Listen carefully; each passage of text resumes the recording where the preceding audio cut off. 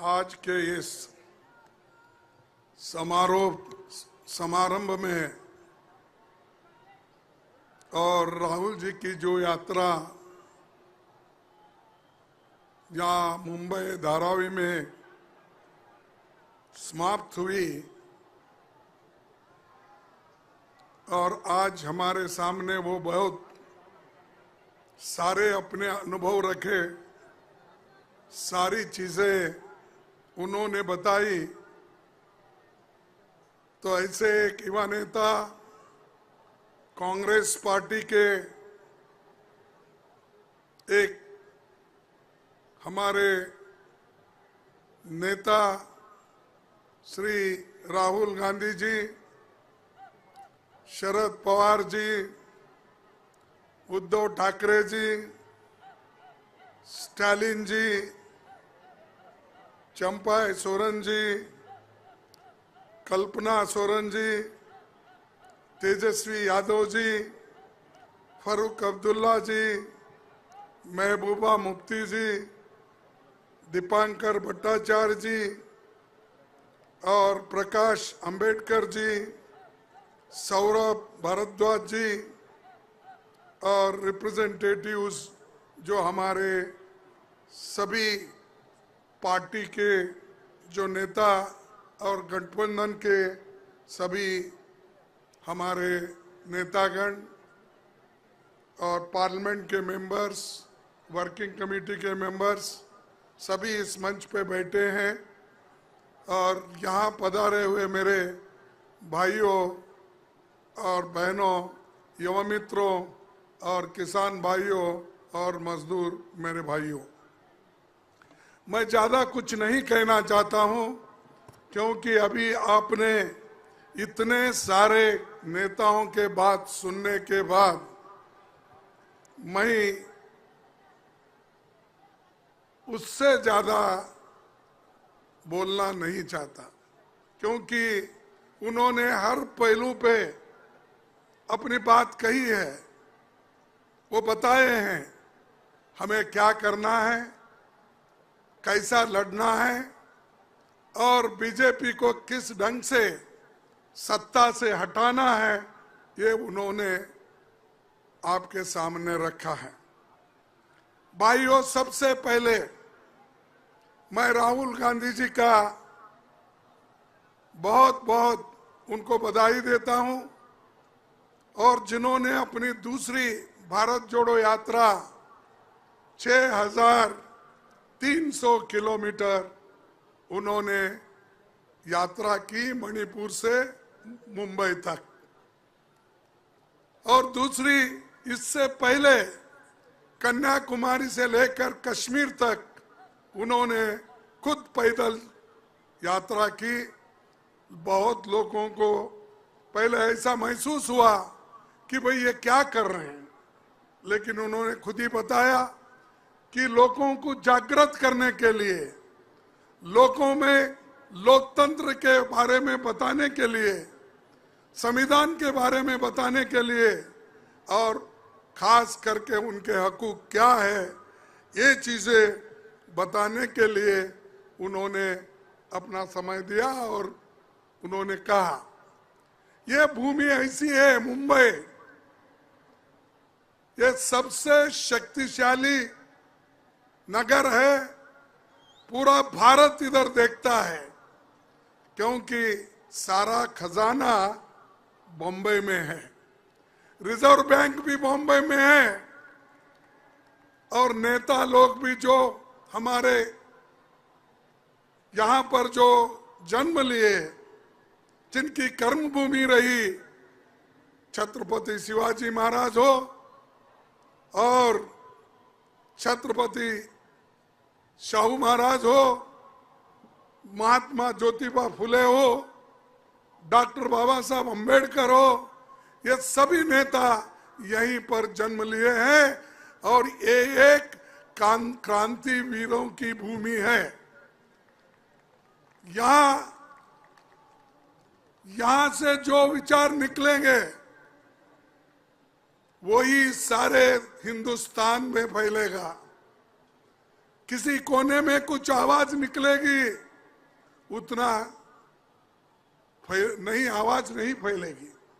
लेकिन मुंबई में अगर कोई आवाज क्रांति की हो, शांति की हो, लोगों के भलाई की हो, अगर जो निकलती है तो सारे देश में फैलती है, दुनिया में फैलती है। तो इसीलिए मुंबई हम सब के लिए एक बहुत बड़ा गर्व है और खास करके हम सबको इस बारे में हम सोचना भी जरूरी है। और साथियों, ये जो आर्थिक राजधानी रहते हुए सभी गरीबों को, मध्यम वर्ग को और अमीर से अमीर आदमी भी यहाँ रहता है, गरीब से गरीब आदमी भी यहाँ रहता है। इसीलिए हमारे पास लोग कहते हैं कि भाई मुंबई अगर कोई काम ढूंढने के लिए जाता है, कभी भूखा नहीं मरता, वो वहां पर कुछ कमा के लाता है, लेकिन कभी वो घुमाता नहीं।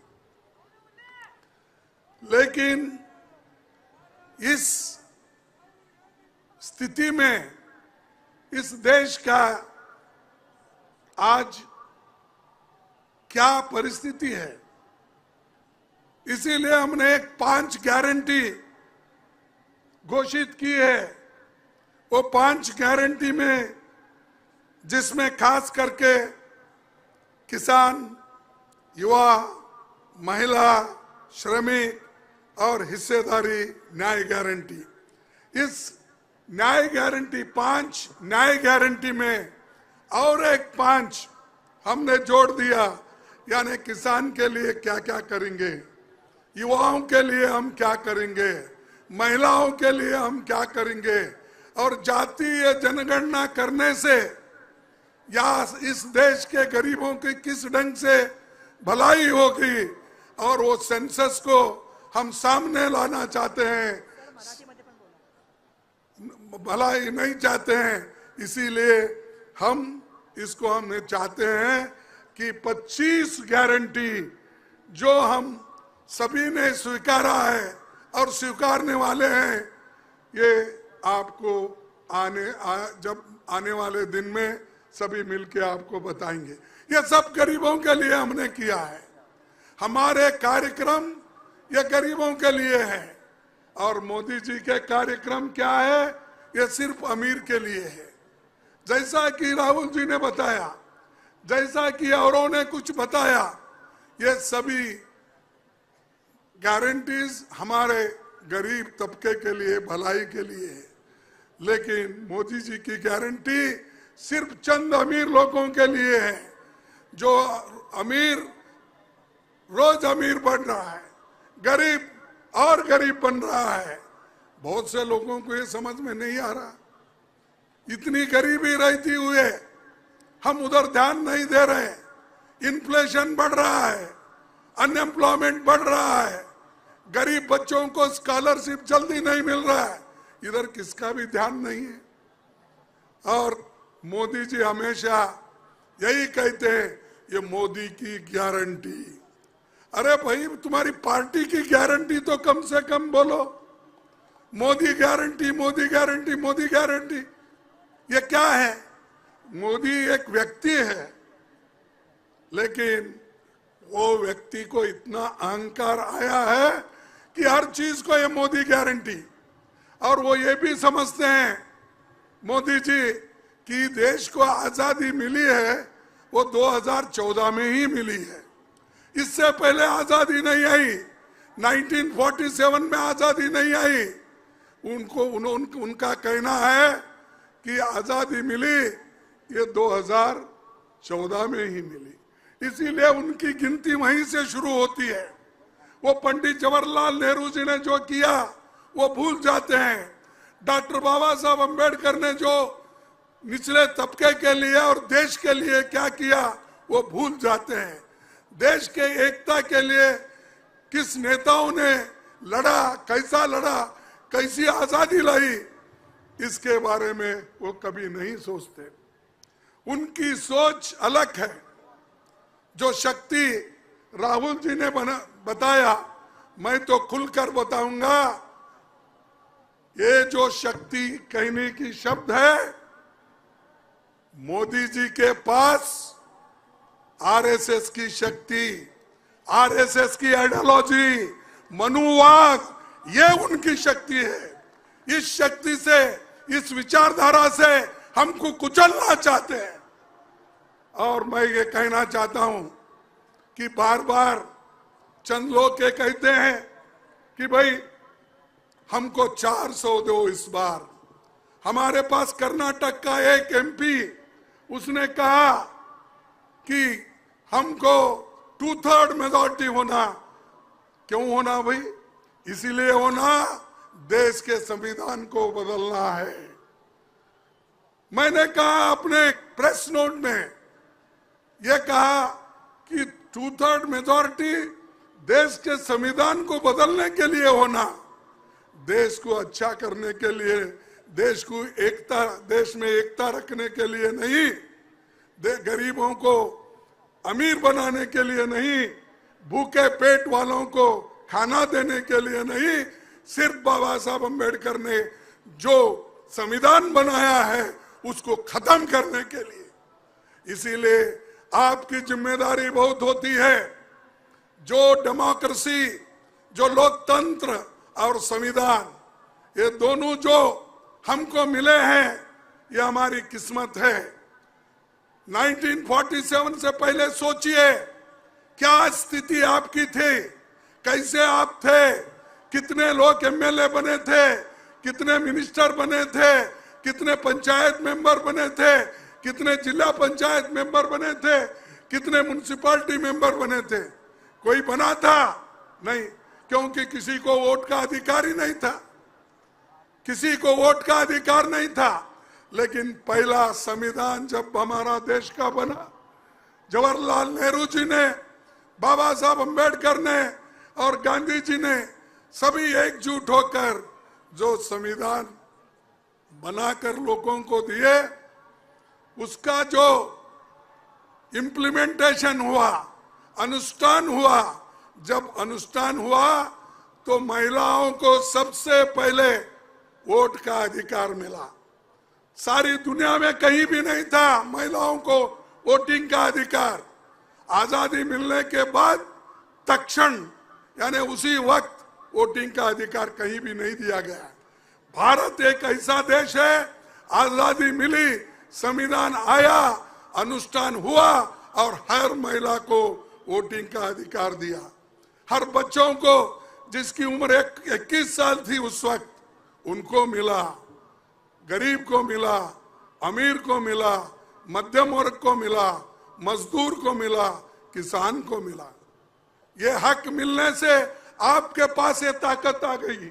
इसीलिए मैं पार्लियामेंट में बहुत बार ये बात किया, मोदी जी आप जिस स्थान पे बैठे हैं, उस स्थान पे देश के संविधान रहने के वजह से, उसकी रक्षा करने के, हम लोग उसकी रक्षा करने के वजह से, और लोकतंत्र हमने बचा के रखा, इसीलिए आप प्रधानमंत्री बने। और मैं खुद अपने आप को कहा, मैं भी एक मजदूर का बेटा हूं, मैं एक अपोजिशन पार्टी का लीडर बन के बैठा। ये डेमोक्रेसी के वजह से, ये संविधान के वजह से। उस संविधान को तुम तोड़ना चाहते हो, उस संविधान को तुम निकालना चाहते हो, ये कभी नहीं होगा। अगर होगा, इस देश में बहुत बड़ी क्रांति होगी और इसके पीछे सब लोग रहेंगे, इकट्ठा रहेंगे। अगर डेमोक्रेसी नहीं तो क्या करेंगे आप? वोटिंग पावर नहीं है तो आप क्या करने वाले हैं? आपको आजादी नहीं है, बोलने की आजादी नहीं है, तो आप क्या करेंगे? तो उसको बचाने के लिए, आप लोगों के हकूक को बचाने के लिए हम कोशिश कर रहे हैं। राहुल गांधी जी अपने लिए नहीं कर रहे, अपने लिए उन्होंने कुछ नहीं मांगा, लेकिन सुबह शाम उठते ही लोग, खासकर बीजेपी के लोग ये कहते हैं, और मोदी जी भी ये कहते हैं, गांधी परिवार। अरे भाई, गांधी परिवार, जब राजीव गांधी 89 में राजीव गांधी प्राइम मिनिस्टर थे। उसके बाद मुझे बताइए मोदी जी, बीजेपी वाले, आरएसएस वाले, तुम बता दो गांधी परिवार से 89 के बाद कौन प्राइम मिनिस्टर बना, कौन मिनिस्टर बना, कौन डिप्टी चीफ मिनिस्टर बना, कौन बना बताइए। कहीं वो बैठे हैं किसी अधिकार पे है, फिर भी उनको नाम लेते ही है, गालियां देते ही। कितने गालियां देंगे भाई, कितने। और खुद तो इतने झूठ बोलते हैं। मैं तो इसलिए हमेशा बोलता हूं मोदी जी ये झूठों के सरदार है, क्योंकि 2 करोड़ नौकरियां मैं दूंगा। अगर मैं हुकूमत में आया या मेरी पार्टी आई, मैं प्रधानमंत्री बना, मैं हर एक को नौकरी दूंगा और 2-2 करोड़ नौकरी हर साल दूंगा। भाई 10 साल हो गए, कितने नौकरियां? 20 करोड़।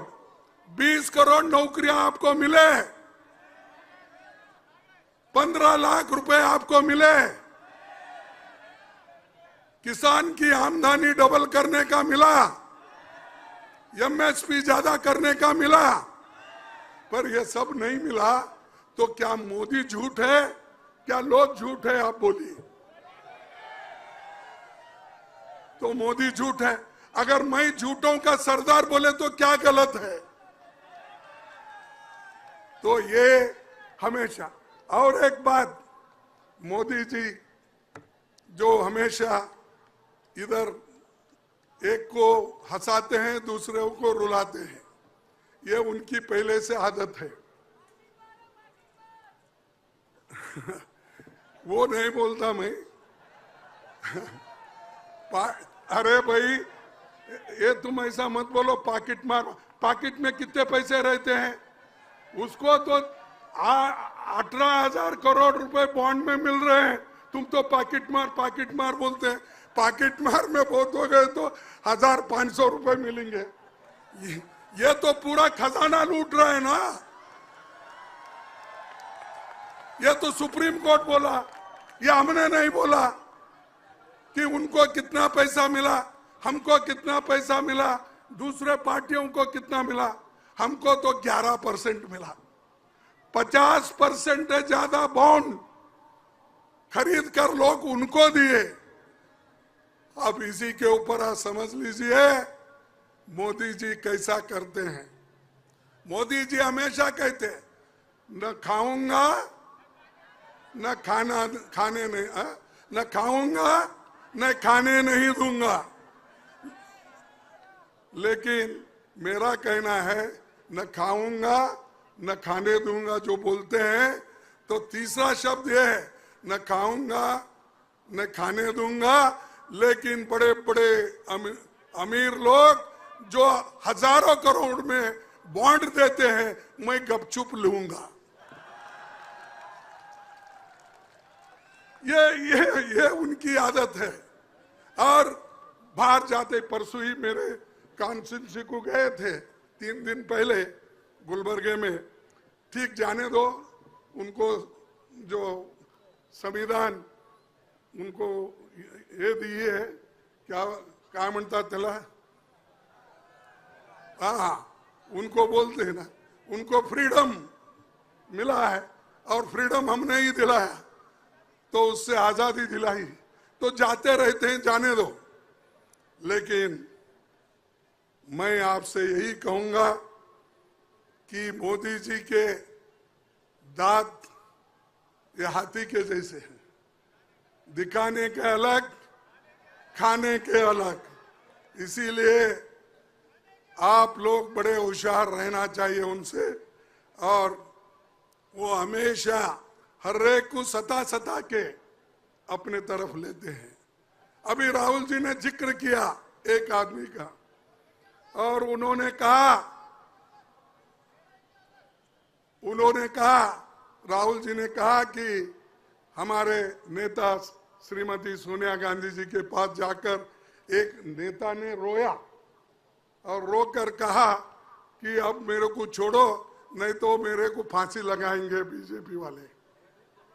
हाँ, अरे म्हणजे एक व्यक्ती ज्याच्याबद्दल तुम्ही फार आदरने बघत होता आणि त्यांच्याबद्दल तुम्हाला गर्व होता, असा माणूस सोनिया गांधी जवळ गेला, जाऊन सांगितला की मला फार पुरं झालेलं आहे आता आणि हे बीजेपीचे लोक मला फाशीवर टांगणार आहेत, म्हणून मी काँग्रेस पार्टी सोडून तिकडे जावं लागते असं सांगितलं ते। लेकिन ते आणि त्याच्या पूर्वी माझ्याकडे आले, त्याच्या पूर्वीच ते मला भेटले, भेटल्यानंतर नाही मला फार बीजेपीने तंग केलंय। काय तंग केलंय? नाही मला रोज ईडी, इन्कम टॅक्स हे लोक आणि दुसरे केसामध्ये मला टाकून मला फार परेशान केलेलं आहे। अरे तुम्ही लढायचं आहे, परेशान केला म्हणून तुम्ही आपलं तत्व, आपली नीती सोडून जाणार काय? मग ते म्हणाले काय करायचं आता, जीवच चाललंय, काय करायचं म्हणलं। अरे जीव जाताय म्हणून तुम्ही तत्व सोडता, जीव जाताय म्हणून घर सोडता, जीव जाताय म्हणून पार्टी सोडता, जीव जाताय म्हणून देश सोडता। लढत नाही का देशासाठी, पक्षासाठी? त्यांना काही नाही, जायचं होतं ते गेले, त्याच्या पाठीमागे काही लोक गेले, ते लोक जाणारेही आहेत आणणारे। हे आयाराम गयाराम फार दिवसापासून चाललेला आहे, तसंच त्याच्यामध्ये हे सुद्धा आहेत, त्याच्याबद्दल मी जास्त बोलत नाही। आणि मला एकच बोलायचं आहे की देशाचं संविधान बदलण्यासाठी हे सगळं चाललेलं आहे आणि संविधान एक वेळेला बदललं, आम्ही तुम्ही कोणी राहणार नाही, पुन्हा ह्या देशात गुलामगिरी येईल, आम्ही इंडिपेंडेंट राहणार नाही। कारण हे मोदी सारखे लोक आले तर निश्चित हे समजा की या देशात पुन्हा इलेक्शन होणार नाही। हे लास्ट इलेक्शन समजा तुम्ही। डेमोक्रेसी मध्ये ज्यांचा विश्वास आहे त्यांना मी हे सांगतो, तुम्ही जर ह्या वेळेला नीट लक्ष देऊन तुमची मतं नाही टाकली आणि जे बीजेपीच्या तत्वाविरुद्ध किंवा बीजेपीच्या आयडियोलॉजी विरुद्ध तुम्ही जर नाही लढला तर निश्चित म्हणा की या देशात आज नाही उद्या हे डिक्टेटरशिप येणार आहे। कारण हे नुसतं ईव्हीएम नाही, त्याच्या पाठीमागे दुसरे लोक आहेत। ईव्हीएम तर आहे, त्याला आता प्रकाश आंबेडकरनी सांगितलं, राहुल गांधीजींनी सांगितलं, माझे लोक सांगतात, आमच्या इथं पार्टीमध्ये सुद्धा याच्याबद्दल फार प्रयत्न चाललाय, पण जसं चाललंय ते तरी वेगळं आहे। अरे ईव्हीएम ची लढाई तुम्ही कराव म्हणजे जास्तीत जास्त मतं तुम्ही घालायलाच पाहिजे, जास्त मतं घातला तरच तुम्ही जिंकता, नाहीतर याचं ईव्हीएम ईएम हे सगळं काम करते। त्याच्यासाठी तुम्ही मजबूत व्हा। आणि आम्ही तर म्हणलो व्हीव्हीपॅट सगळे आपण त्याचं मोजणी करायचं, तर तेवढं केल्यानंतर सुद्धा आम्हाला सांगायचं आहे की त्यांना की एक तरफ व्हीव्हीपॅटचं असू दे, पण तुम्ही करता कशासाठी? जिंकून येण्यासाठी। जिंकणं एक गोष्ट वेगळी आहे, पण देश चालवणं, लोकांना बघणं आणि देशात शांती राहणं, टिकणं, प्रेमाने वागणं हे एक दुसरी चीज आहे। त्यासाठी मला सांगायचं आहे तुम्हाला की जे राहुलजी भारत जोडो यात्रा केले, भारत जोडो न्याय यात्रा केले, आणि आता आम्ही गॅरंटी जे मी तुम्हाला सांगितलं हे निश्चित रूपाने आमचं जर गव्हर्नमेंट आली, इंडिया गव्हर्नमेंट आली, निश्चित रूप आम्ही सगळे गॅरंटी इम्प्लिमेंट करणार आहोत। हे सगळे गरिबासाठी आहेत, हे कोणत्या श्रीमंतासाठी नाही। आणि आम्ही हे ऑलरेडी इम्प्लिमेंट केलंय. कर्नाटकामध्ये आम्ही 5 गॅरंटी दिलो, काँग्रेस पार्टी तिथे इम्प्लिमेंट करून दाखवली. तेलंगणामध्ये 5 गॅरंटी 6 गॅरंटी दिले, तेही आम्ही इम्प्लिमेंट करून दाखवलो. आम्ही जे सांगतो ते करतो. त्यासाठी तुम्ही सगळे मिळून एक होऊन आम्हाला मदत करा. आणि हे बघा, बीजेपीचे लोक पळून जातील. आज काही लोक काँग्रेसचा झेंडा सोडले, शिवसेनेचं सोडले असतील, एनसीपीचे सोडून गेले. ते पुरत तुम्ही जर 2024 मध्ये आम्हाला मत घेऊन भारी बहुमताने जर तुम्ही निवडून आला, ते सगळे लोक दुसरीकडे पळतील, आमच्याकडेच येतील पुन्हा. त्यावेळेला तुम्ही घेऊ नये. जे लोक पळून गेले त्यांना सोडा. मी शरद पवार साहेबांना, उद्धव ठाकरेंना सांगतो की जे गेले जाऊ दे, त्याला दुसरा तिथं पैदा होतो ना, दुसरा जन्मतोय काय, तोच आहे काय? तर हे फार मोठं आहे. म्हणून मी तुम्हाला सांगायचं आहे की तुम्ही सगळे लोक ईडी, सीबीआय, आयटी ह्याला भिवून जाऊ नका. लढा. हे असंच दिवस राहणार नाहीत. लढत राहिलं तरच तुम्हाला यश मिळेल. रडत राहिला तर तुम्हाला रडवतील ते 100%. त्यासाठी मी तुम्हाला विनंती करतो पुन्हा पुन्हा की सगळ्यात जास्त अगर नुकसान कुणाला आहे, अगर हे आपली संविधान नाश झालं, संविधान गेलं, तर सगळ्यात जास्त नुकसान दलितांना आहे, मागासवर्गीयांना आहे, गरिबांना आहे, शेतकऱ्यांना आहे, सगळ्यांना आहे, मायनॉरिटीला आहे. त्यासाठी तुम्ही सगळे एक होऊन हे काम करा. आणि जे आज आयडियोलॉजी आहे, कोणत्या आयडियोलॉजीला डिफीट करायचं आहे? मनुवादच्या आयडियोलॉजीला डिफीट करायचं आहे. ते आयडियोलॉजीला तुम्ही डिफीट नाही केला, कितीतरी तत्व सांगा, कितीतरी तुम्ही बोला, काही होणार नाही. त्या आयडियोलॉजीवर तुम्ही टिकून राहा. तेव्हाच तुम्हाला यश मिळेल, तेव्हाच तुम्ही एक होऊन उठाल. म्हणून मी तुम्हाला शेवटी एक शब्द सांगून मी आपलं भाषण संपवतो. ते आहे की आपले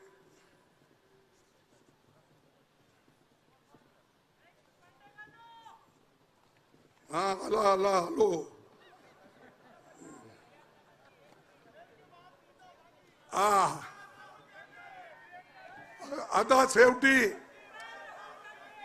आता शेवटी मी एकच वाक्य सांगून मी माझं भाषण संपणार आहे. मी 2 लाइन सांगेन. जब हौसला बना लिया, ऐकता ना तुम्ही? जब हौसला बना लिया, ऊंची उड़ान का फिर देखना फिजूल है कद आसमान का.